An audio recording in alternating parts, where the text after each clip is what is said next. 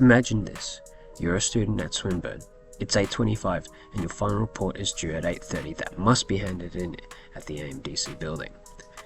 The only problem is that the journey on for that lies ahead. After parking your car at the multi-deck, you scramble with every ounce of energy left to get to AMDC as quickly as possible. You make your way to John Street and you're shocked by the tsunami of students, staff, and other people filling the streets like air fills lungs. It seems like you're moving at the speed of light to move between what little area there is for passing people. 2 minutes rain, but the time you reach McLeod Lane, the unthinkable happens. An enormous gust of wind from McLeod Lane rips the report from your grasp. Pages skewed across 10 meters of ground. A 50-page report is now 50 pieces of a puzzle to be put back together. But it's too late. It's 8:30. Swinburne University of Technology is located on John Street in Hawthorne. Currently, circulation within campus is in dire need of an update.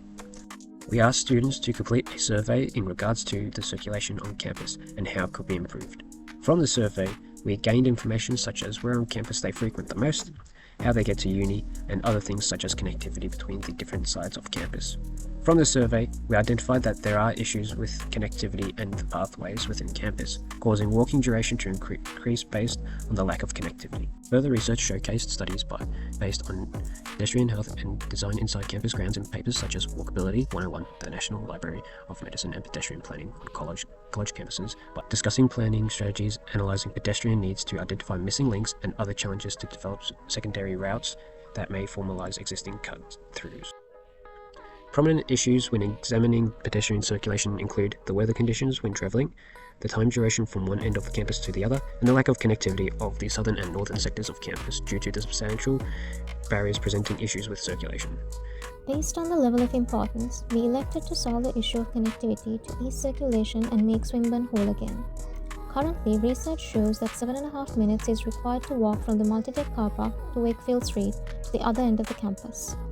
Using PedCatch, we identified the physical barriers being the buildings along the train line from the multi-deck car park and the building itself becoming a barrier, sitting as a big mass of obstruction. The final PedCatchment helps to identify the general walkability from Glenferrie Road, Burwood Road and Park Street surrounding the campus premises. The main barrier on the campus is the metro line tracks that divide the campus into northern and southern sectors, spanning a great extent than the campus. The second most problematic barrier on the campus is the multi-deck car park located on the Wakefield Street, which acts as a blockage preventing pedestrians from crossing from Park Street to Wakefield Street briskly. The final barrier is not on campus but directly influences those who park away from the campus. The apartments on the Lynch Street, which do not allow for efficient travel between Lynch Street and Grey Street. Using Tyflow in 3ds Max on the site model, pedestrian flow simulations were conducted, testing the different starting points of the students' journey by foot to campus to display the different modes of transport students use to commute to uni. We placed the starting points from the tram number 16 on the Glenferrie Road exit, the Wakefield parking exit, and the Glenferrie station to also compare the different types of pedestrian connectivity. Based on the studies of these PedCatchments, we elected to only test connectivity variables towards the west of the campus due to the frequency of the use by students. To further improve the connectivity off campus, we kept constant connection towards the Swinburne Oval and have a variable connection within campus grounds. In iteration 1, we explored with connection from Wakefield Street to the south of the campus. It yielded strong results in terms of time taken to cover the campus. However, its coverage wasn't wide enough to effectively link external pathways to campus.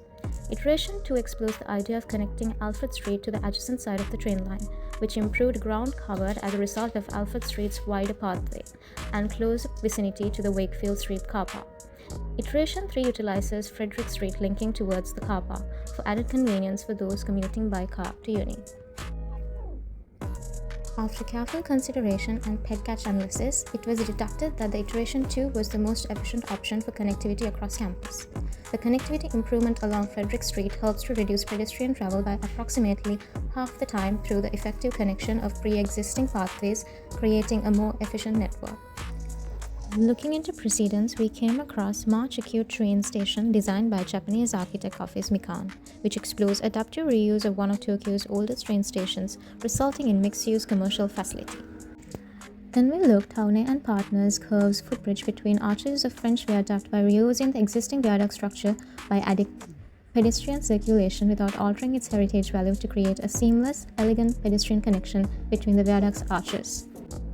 Finally, looking at the pedestrian bridge designed by DVVD architects, we see how the two sides of a city separated by a railway track in Angers, France are connected to improve pedestrian and cyclist access between the neighborhoods and transport hubs. When considering how the flow of movement should overcome the barriers, we considered three motions: over, under, or through.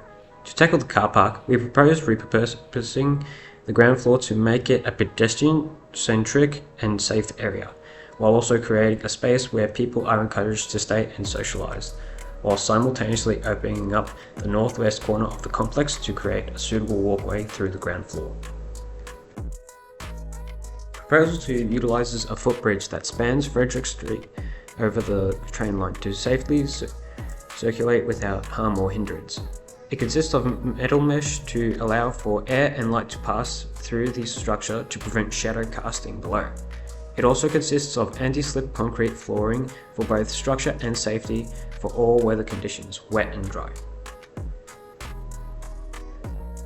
Our final proposal is to create a tunnel near Swinburne Oval that exits on Lynch Street to bypass the block of high-rise apartments that creates fragmentation within pedestrian circulation. This same tunnel also allows for pedestrian comfort and culture, complete with kiosks, seating areas, and coffee stands to mould to the urban fabric of Hawthorne and encourage placemaking.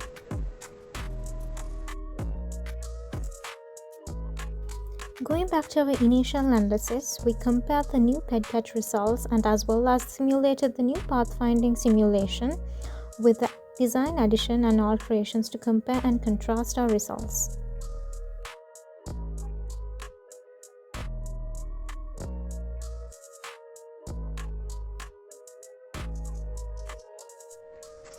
Because all three proposals were efficient and effective at connectivity, we chose to combine all three proposals to create a stronger pedestrian work within and around campus.